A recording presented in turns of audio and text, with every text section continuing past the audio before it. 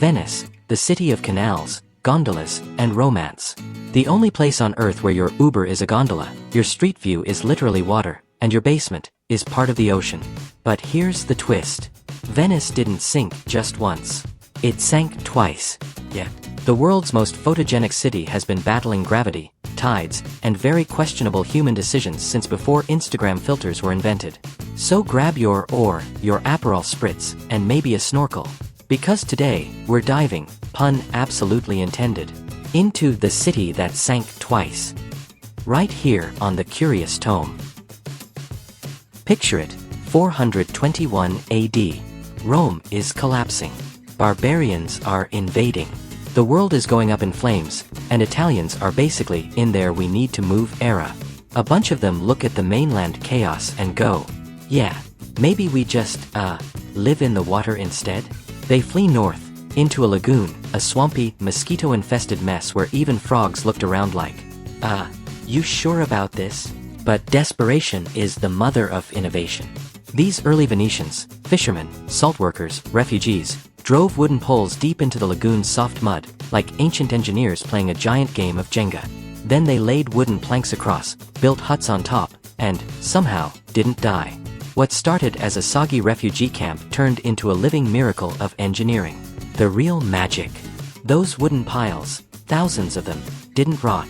Because underwater, where there's no oxygen, wood basically turns immortal. It doesn't decay, it petrifies. So Venice was literally built on a foundation of underwater zombie wood.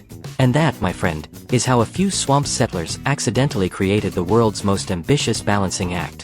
Fast forward a few centuries. Venice has gone from mosquito swamp to the Beverly Hills of the Middle Ages.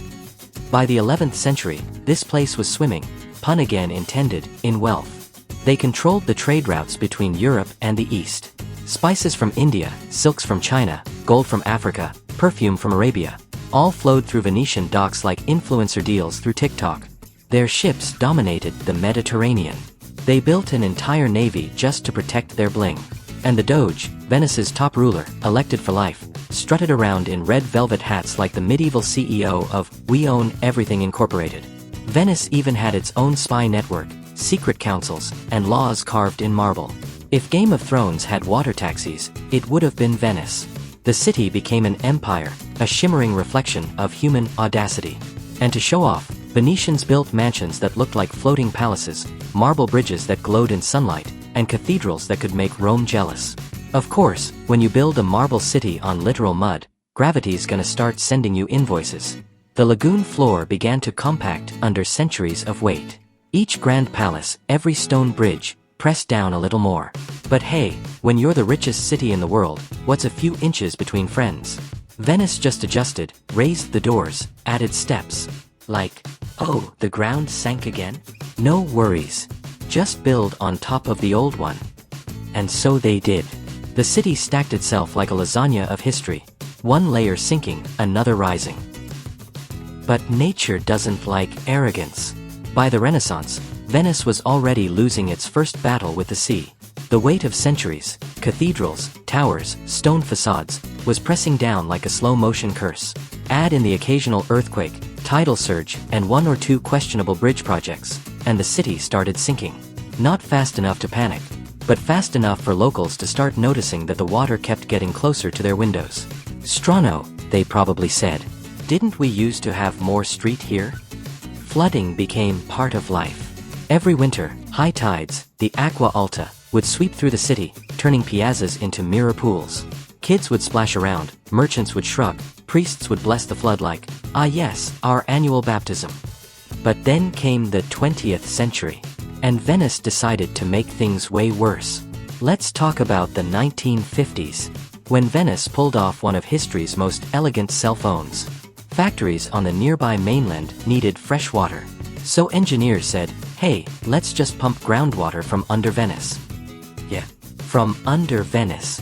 Imagine taking the air out of a cake and wondering why it collapsed. Within a few decades, the city dropped another 10 inches. That's almost a whole foot of unintentional underwater expansion. Piazza San Marco, Venice's iconic square, went from being a tourist hotspot to a part-time swimming pool 200 days a year. Locals joked that Venice was becoming the world's most elegant Atlantis. Scientists, on the other hand, were not laughing. They rushed to stop the groundwater pumping. And, miraculously, the city's sinking slowed. But by then, the damage was done. Saltwater had seeped into the foundations, eating away at brick and marble. Walls warped. Paint flaked. Wooden piles groaned like old bones under new weight. Venice wasn't sinking from nature anymore. It was sinking from human stupidity. Congratulations, humanity.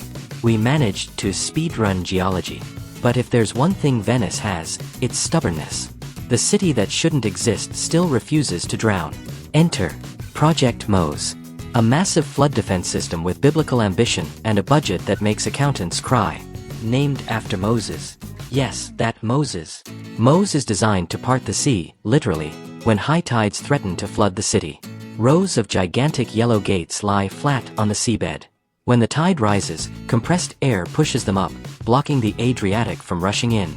It's like Venice said, if God won't hold back the waters, we'll just build our own miracle. And you know what? It works. Mostly. When MOSE is up, St. Mark's Square stays dry. When it's off or late to rise, well, Venice gets its annual reminder that Poseidon is still in charge. Still, progress is progress. The same city that built an empire on mud now fights climate change with hydraulics and faith. Because in Venice, survival isn't just a habit. It's an art form. So yes, Venice sank once from nature, and once from its own ambition. But it's still here. Still shimmering like a dream. Still singing its watery song through fog and tide. Walk its alleys, and you'll see ghosts of empires. Marble lions, cracked facades, bridges leading nowhere. Every stone whispers. We fell, but we did not drown. Venice is proof that beauty doesn't always need solid ground. Just enough stubbornness to stay afloat. Because in the end, Venice isn't just a city. It's a promise. That humanity can be foolish, fragile, brilliant, and breathtaking. All at once. This is the Curious Tome. Where history never stays above water for long.